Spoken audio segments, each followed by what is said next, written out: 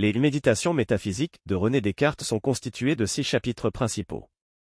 Méditation première, de la recherche de la vérité. Méditation deuxième, de la nature de l'esprit humain, et qu'il est plus aisé à connaître que le corps. Méditation troisième, de Dieu, qu'il existe. Méditation quatrième, de la vérité et de l'erreur. Méditation cinquième, de l'essence des choses matérielles, et, encore une fois, de Dieu, qu'il existe. Méditation sixième, de l'existence des choses matérielles, et de la réelle distinction entre l'âme et le corps de l'homme. La première méditation des méditations métaphysiques de René Descartes, de la recherche de la vérité, est une introspection sur la nature de la connaissance et sur la validité de nos croyances. Descartes commence par remettre en question toutes les choses qu'il croyait être vraies. Il se rend compte que toutes ces croyances sont basées sur des perceptions sensibles, qui peuvent être trompeuses ou fausses. Il se demande alors si ces perceptions sont fiables et si elles peuvent être considérées comme des connaissances vraies. Descartes utilise ensuite une méthode de doute systématique pour remettre en question toutes ces croyances. Il se rend compte que même les choses les plus évidentes peuvent être remises en question. Par exemple, il se demande si le monde qui l'entoure existe réellement, ou s'il n'est qu'une illusion créée par son esprit. Finalement, Descartes arrive à une conclusion: la seule chose dont il peut être certain, c'est que lui-même existe en tant qu'être pensant. Même si tout le reste peut être douteux ou trompeur, il ne peut pas douter de son propre existence, car il est en train de penser. Descartes appelle cela la vérité première, ou la vérité fondamentale. À partir de cette vérité, il commence à reconstruire sa connaissance du monde. Il explique que la raison est la meilleure méthode pour atteindre la vérité, et que la perception sensible ne peut pas toujours être fiable. En fin de compte, la première méditation de Descartes souligne l'importance de remettre en question nos croyances et de chercher la vérité à travers la raison plutôt que la perception. Cela a jeté les bases de la philosophie moderne et de l'importance de la méthode scientifique pour atteindre la vérité. Descartes explique que notre esprit est capable de comprendre les vérités éternelles et universelles, telles que les mathématiques et la logique. Il croit que la raison est la voie la plus fiable pour atteindre la vérité, car elle est indépendante de nos perceptions sensibles qui peuvent être trompeuses. Descartes conclut la méditation en affirmant que la quête de la vérité est la plus importante pour l'être humain, et que la raison est le meilleur outil pour y parvenir. Il propose également que la certitude est le critère de la vérité, et que toute connaissance qui n'est pas certaine ne peut pas être considérée comme une vérité. En résumé, la première méditation de Descartes nous encourage à remettre en question nos croyances et nos perceptions, et à chercher la vérité à travers la raison. Elle établit également la vérité première comme la base de toute connaissance, et la certitude comme le critère de la vérité. Cette méditation a jeté les bases de la philosophie moderne et de la méthode scientifique, et elle est considérée comme l'une des œuvres les plus influentes de la philosophie occidentale. La deuxième méditation des méditations métaphysiques de René Descartes, de la nature de l'esprit humain, et qu'il est plus aisé à connaître que le corps, explore la nature de l'esprit humain et suggère que l'esprit est plus facile à connaître que le corps. Descartes commence par examiner la question de savoir si notre esprit est plus facile à connaître que notre corps. Il croit que notre esprit est plus facile à connaître que notre corps, car notre esprit est ce qui nous permet de comprendre les choses, alors que notre corps n'est qu'un véhicule pour notre esprit. Il utilise la méthode de doute pour examiner la nature de l'esprit humain. Il remet en question toutes les croyances qu'il avait auparavant sur la nature de l'esprit et commence à chercher la vérité à travers la raison. Il croit que la raison est le meilleur moyen d'atteindre la vérité, car elle est indépendante des perceptions sensibles qui peuvent être trompeuses. Descartes conclut que l'esprit humain est une chose distincte et séparée du corps. Il croit que notre esprit est capable de penser, de comprendre et de raisonner, tandis que notre corps est simplement un objet physique. Il soutient que l'esprit est plus facile à connaître que le corps, car nous pouvons comprendre l'esprit grâce à la raison, tandis que le corps est soumis aux lois de la physique et de la biologie. Descartes explique également que notre esprit est capable de comprendre les vérités éternelles et universelles, telles que les mathématiques et la logique. Il soutient que la raison est le meilleur moyen d'atteindre la vérité, car elle est indépendante de nos perceptions sensibles qui peuvent être trompeuses. En fin de compte, la deuxième méditation de Descartes établit la nature de l'esprit humain comme quelque chose de distinct et séparé du corps, et souligne l'importance de la raison pour comprendre l'esprit. Elle établit également la supériorité de l'esprit sur le corps en tant que moyen de comprendre le monde, et elle est considérée comme l'une des œuvres les plus influentes de la philosophie occidentale. En outre, Descartes utilise cette méditation pour expliquer la nature de la perception. Il croit que la perception est la connaissance immédiate et claire que nous avons de quelque chose. Il soutient que la perception est une forme de connaissance, mais qu'elle peut être trompeuse. Il utilise l'exemple d'une personne qui voit une tour au loin, mais qui croit que la tour est ronde. Bien que cette perception soit fausse, elle est toujours une forme de connaissance. Descartes souligne également que notre esprit est capable de se connaître lui-même. Il croit que notre conscience est ce qui nous permet de comprendre notre propre existence. Il soutient que la conscience est la preuve de notre existence, car nous ne pourrions pas être conscients si nous n'existions pas. Il utilise l'expression célèbre « cogito, ergo sum », je pense, donc je suis, pour expliquer cette idée. Enfin, Descartes conclut cette méditation en soulignant que la raison est le meilleur moyen d'atteindre la vérité. Il croit que la raison est capable de comprendre les vérités éternelles et universelles, telles que les mathématiques et la logique. Il soutient que la raison est le moyen le plus fiable d'atteindre la vérité, car elle est indépendante des perceptions sensibles qui peuvent être trompeuses. En résumé, la deuxième méditation de Descartes explore la nature de l'esprit humain et suggère que l'esprit est plus facile à connaître que le corps. Elle établit également la supériorité de la raison sur la perception, et explique la nature de la conscience et de la perception. Cette méditation est considérée comme une pierre angulaire de la philosophie occidentale et a influencé de nombreux penseurs depuis sa publication en 1641. La troisième méditation de Descartes, intitulée « De Dieu, qu'il existe », se concentre sur la preuve de l'existence de Dieu. Descartes commence par discuter de l'idée de perfection. Il croit que l'idée de perfection est innée et que nous avons tous une idée de ce qu'est la perfection. Il soutient que l'idée de perfection ne peut pas venir de nous-mêmes, car nous ne sommes pas parfaits. Il en conclut donc que l'idée de perfection doit venir de quelque chose de plus grand et de plus parfait que nous. Descartes utilise ensuite l'argument de causalité pour prouver l'existence de Dieu. Il croit que chaque chose a une cause et que cette cause doit être plus grande que les faits. Il soutient que notre propre existence doit avoir une cause plus grande que nous, et cette cause doit être Dieu. Il développe ensuite l'argument ontologique, qui affirme que Dieu doit exister nécessairement. Il soutient que Dieu est parfait et que l'existence fait partie de la perfection. Par conséquent, Dieu doit exister nécessairement, car s'il n'existait pas, il ne serait pas parfait. Enfin, Descartes utilise l'argument de la clarté et de la distinction pour prouver l'existence de Dieu. Il croit que les idées claires et distinctes sont vraies et que l'idée de Dieu est claire et distincte. Il en conclut donc que Dieu doit exister, car sinon, il ne pourrait pas y avoir d'idée claire et distincte de Dieu. En résumé, la troisième méditation de Descartes utilise plusieurs arguments pour prouver l'existence de Dieu, notamment l'idée de perfection, l'argument de causalité, l'argument ontologique et l'argument de la clarté et de la distinction. Cette méditation est considérée comme l'une des preuves les plus célèbres de l'existence de Dieu dans la philosophie occidentale. Elle a également suscité de nombreux débats et controverses depuis sa publication en 1641. Descartes conclut la méditation en affirmant que la preuve de l'existence de Dieu est essentielle pour poursuivre sa recherche de la vérité. Il croit que Dieu est la source de toute vérité et que toutes les connaissances doivent être fondées sur la connaissance de Dieu. Il affirme également que la connaissance de Dieu est la seule source de certitude absolue, car Dieu est parfait et ne peut pas tromper.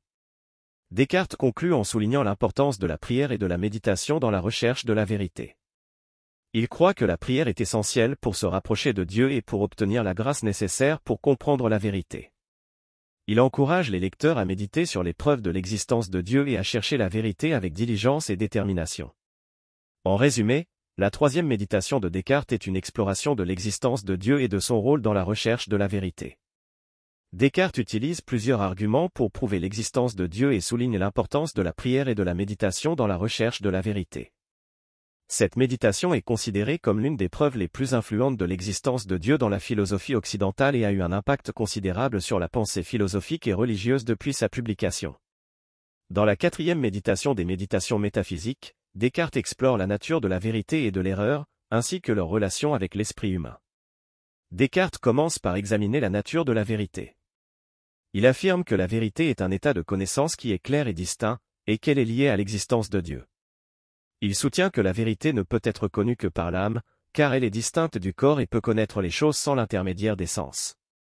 Ensuite, Descartes explore la nature de l'erreur. Il affirme que l'erreur est un état de confusion ou de fausseté qui résulte de la perception incorrecte de la vérité. Il soutient que l'erreur est le résultat de la faiblesse de l'esprit, de la distraction ou du manque d'attention.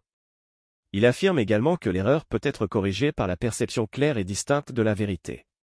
Descartes utilise ensuite l'exemple de la géométrie pour illustrer la nature de la vérité et de l'erreur. Il affirme que les principes de la géométrie sont des vérités évidentes et claires, et que toute erreur dans la géométrie résulte d'une faute de raisonnement ou de perception. Enfin, Descartes explore la relation entre la vérité et Dieu. Il affirme que Dieu est la source de la vérité et que toutes les vérités sont en fin de compte dépendantes de la vérité de l'existence de Dieu. Il affirme également que la vérité est la base de toute connaissance et que la connaissance doit être fondée sur la perception claire et distincte de la vérité. En résumé, la quatrième méditation de Descartes explore la nature de la vérité et de l'erreur, ainsi que leur relation avec l'esprit humain. Descartes affirme que la vérité est un état de connaissance qui est clair et distinct, tandis que l'erreur est un état de confusion ou de fausseté qui résulte de la perception incorrecte de la vérité. Il utilise l'exemple de la géométrie pour illustrer la nature de la vérité et de l'erreur, et souligne l'importance de la perception claire et distincte de la vérité dans la recherche de la connaissance. Enfin, Descartes souligne la relation entre la vérité et Dieu, affirmant que Dieu est la source de la vérité et que la vérité est la base de toute connaissance. Descartes explore également la notion d'évidence dans cette méditation. Il affirme que l'évidence est une qualité de la connaissance qui rend celle-ci incontestable et indubitable. Il distingue deux types d'évidence, l'évidence intellectuelle et l'évidence sensible. L'évidence intellectuelle, selon Descartes, est la connaissance que nous avons des idées claires et distinctes. Elle est indépendante des sens et de l'expérience. Par exemple, la proposition « le carré à quatre côtés » est évidente intellectuellement car elle est claire et distincte et ne dépend pas de l'expérience. L'évidence sensible, en revanche, est la connaissance que nous avons des objets perceptibles par les sens. Cette connaissance est sujette à l'erreur et à la confusion, car les sens peuvent nous tromper. Descartes utilise l'exemple de la perception d'une torche pour illustrer ce point. La perception d'une torche qui semble se briser lorsqu'elle est immergée dans l'eau est une erreur sensible. Enfin, Descartes explore la question de savoir comment nous pouvons être certains que Dieu existe, étant donné que nos sens peuvent nous tromper. Il affirme que la preuve de l'existence de Dieu repose sur la perception claire et distincte de certaines idées, telles que l'idée de l'infini. Descartes soutient que cette idée ne peut pas être le produit de l'imagination ou des sens, car elle est infinie et ne peut donc pas être représentée par une image. Il affirme que cette idée ne peut provenir que de Dieu lui-même, et que la perception claire et distincte de cette idée est une preuve de l'existence de Dieu. En résumé, la quatrième méditation des méditations métaphysiques explore la nature de l'évidence et la relation entre l'évidence intellectuelle et sensible. Descartes affirme que l'évidence intellectuelle est indubitable, tandis que l'évidence sensible peut être trompeuse. Il utilise également l'exemple de la perception d'une torche pour illustrer les limites de la connaissance sensible. Enfin, Descartes explore la question de savoir comment nous pouvons être certains de l'existence de Dieu, affirmant que la perception claire et distincte de certaines idées est une preuve de l'existence de Dieu. Descartes poursuit sa réflexion sur la vérité et l'erreur en examinant les causes de l'erreur. Il soutient que l'erreur ne peut être attribuée à Dieu, car Dieu est parfait et ne peut pas être trompeur. Il affirme que l'erreur résulte plutôt de la manière dont nous utilisons notre libre arbitre et notre jugement. Descartes affirme que notre libre arbitre est limité par notre ignorance. Nous ne pouvons pas choisir de croire quelque chose que nous ne comprenons pas ou que nous ne connaissons pas. De plus, notre jugement est souvent influencé par nos passions et nos émotions, qui peuvent nous amener à croire des choses qui ne sont pas vraies. Descartes affirme que la seule façon d'éviter l'erreur est de se fier uniquement aux idées claires et distinctes, qui sont certaines et indubitablement vraies. Il utilise l'exemple de la géométrie pour illustrer ce point. Les propositions de la géométrie sont évidentes car elles sont claires et distinctes et ne dépendent pas de l'expérience. En se fondant sur les idées claires et distinctes, nous pouvons construire une connaissance certaine et indubitable. Enfin, Descartes explore la question de savoir comment nous pouvons être sûrs que nos idées claires et distinctes sont vraies. Il affirme que la vérité est garantie par Dieu, qui est parfait et ne peut pas nous tromper. Il affirme que la perception claire et distincte d'une idée est une preuve de la vérité de cette idée, car Dieu ne permettrait pas que nous soyons trompés dans cette perception. En résumé, la quatrième méditation des méditations métaphysiques explore la question de la vérité et de l'erreur. Descartes affirme que l'erreur résulte de la manière dont nous utilisons notre libre arbitre et notre jugement, qui peuvent être influencés par nos passions et nos émotions. Il soutient que la seule façon d'éviter l'erreur est de se fier aux idées claires et distinctes, qui sont certaines et indubitablement vraies. Enfin, Descartes affirme que la perception claire et distincte d'une idée est une preuve de la vérité de cette idée, car Dieu ne permettrait pas que nous soyons trompés dans cette perception. Dans la cinquième méditation des méditations métaphysiques, Descartes poursuit sa réflexion sur l'existence de Dieu. Il explore également la nature des choses matérielles et la relation entre l'esprit et le corps. Descartes commence par affirmer que, même si nous pouvons douter de l'existence des choses matérielles, nous ne pouvons pas douter de l'existence de notre propre esprit. Il soutient que l'existence de l'esprit est plus certaine que l'existence du corps, car nous pouvons concevoir l'esprit sans le corps, mais pas le corps sans l'esprit. Descartes aborde ensuite la question de savoir comment l'esprit et le corps interagissent. Il affirme que cette interaction est difficile à comprendre, car l'esprit et le corps ont des natures différentes. Cependant, il soutient que l'esprit et le corps sont liés par une relation étroite et que l'esprit peut influencer le corps et vice-versa. Descartes affirme ensuite que les choses matérielles ont une essence ou une nature, qui peut être comprise par la raison. Il affirme que la raison nous permet de comprendre les propriétés des choses matérielles, comme leur forme, leur mouvement et leur extension. Cependant, il affirme que notre connaissance des choses matérielles est limitée, car notre raison est limitée. Enfin, Descartes revient à la question de l'existence de Dieu. Il soutient que l'idée de Dieu, en tant qu'être parfait, ne peut pas être créée par l'esprit humain, car nous ne pouvons pas concevoir quelque chose de plus parfait que nous-mêmes. Il affirme que cette idée doit donc être innée, c'est-à-dire qu'elle doit avoir été inscrite dans notre esprit par Dieu lui-même.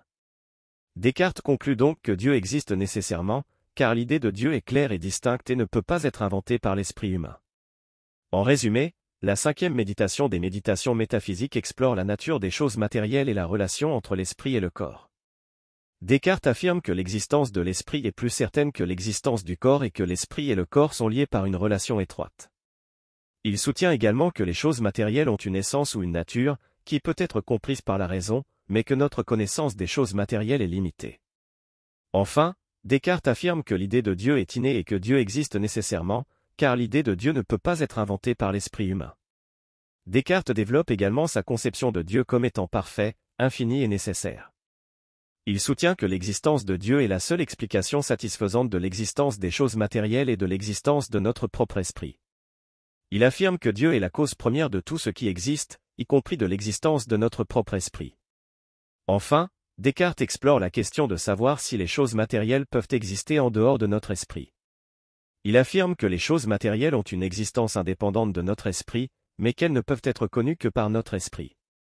Descartes soutient que l'existence de Dieu garantit que notre connaissance des choses matérielles est fiable, car Dieu ne trompe pas les êtres humains.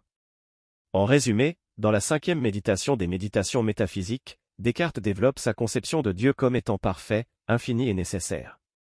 Il affirme que l'existence de Dieu est la seule explication satisfaisante de l'existence des choses matérielles et de notre propre esprit. Il explore également la question de savoir si les choses matérielles peuvent exister en dehors de notre esprit et soutient que l'existence de Dieu garantit la fiabilité de notre connaissance des choses matérielles. Dans la 6e méditation des méditations métaphysiques, René Descartes continue d'explorer la nature de l'existence et de la connaissance. Cette fois, il se concentre sur la distinction entre l'âme et le corps de l'homme. Descartes commence par affirmer que l'existence de l'âme peut être prouvée de manière indépendante de l'existence du corps. Il utilise pour cela son argument du cogito, affirmant que la pensée est la seule chose dont nous pouvons être certains. Descartes soutient que, puisque la pensée est une activité de l'âme et que nous pouvons être certains de l'existence de notre pensée, il s'ensuit que l'âme existe. Descartes affirme également que l'existence du corps peut être prouvée, mais que l'existence du corps est moins certaine que celle de l'âme. Il utilise pour cela l'argument de la clarté et de la distinction. Il soutient que l'existence du corps peut être prouvée à partir de l'existence de perceptions claires et distinctes qui sont causées par le corps. Cependant, parce que les perceptions peuvent parfois être trompeuses, l'existence du corps est moins certaine que celle de l'âme.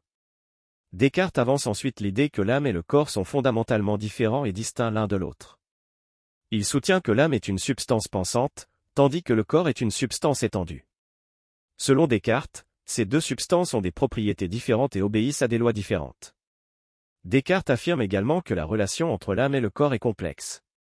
Il reconnaît que le corps peut affecter l'âme et vice-versa, mais il soutient que cela ne signifie pas que l'âme et le corps sont identiques ou que l'un peut être réduit à l'autre.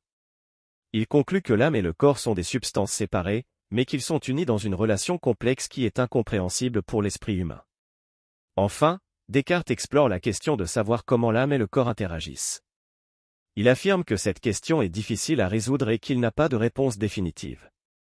Cependant, il suggère que l'interaction entre l'âme et le corps peut se produire par l'intermédiaire de la glande pinéale, une petite glande dans le cerveau. En résumé, dans la 6e méditation des méditations métaphysiques, Descartes explore la distinction entre l'âme et le corps de l'homme. Il affirme que l'existence de l'âme peut être prouvée indépendamment de l'existence du corps, et que l'âme et le corps sont fondamentalement différents et distincts l'un de l'autre. Descartes reconnaît également que la relation entre l'âme et le corps est complexe et incompréhensible pour l'esprit humain, et qu'il n'a pas de réponse définitive quant à la façon dont l'âme et le corps interagissent. Ensuite, Descartes aborde la question de l'union entre l'âme et le corps. Il soutient que cette union est seulement contingente, c'est-à-dire qu'elle n'est pas nécessaire pour l'existence de l'un ou l'autre. En effet, l'âme peut exister indépendamment du corps et vice-versa. Pour étayer cette thèse, Descartes fait appel à l'exemple de l'homme amputé. Même s'il a perdu une partie de son corps, il reste toujours le même individu doté d'une même âme. De plus, il souligne que l'âme est une substance pensante, tandis que le corps est une substance étendue. Ces deux substances sont fondamentalement différentes et donc ne peuvent pas être confondues. En conclusion, Descartes affirme avoir atteint une certitude indubitable quant à l'existence de Dieu, de l'âme et du corps. Il a également établi la réelle distinction entre ces trois entités. Cette méditation constitue donc une étape importante dans sa philosophie, puisqu'elle lui permet de fonder une ontologie basée sur la distinction entre les substances pensantes et étendues.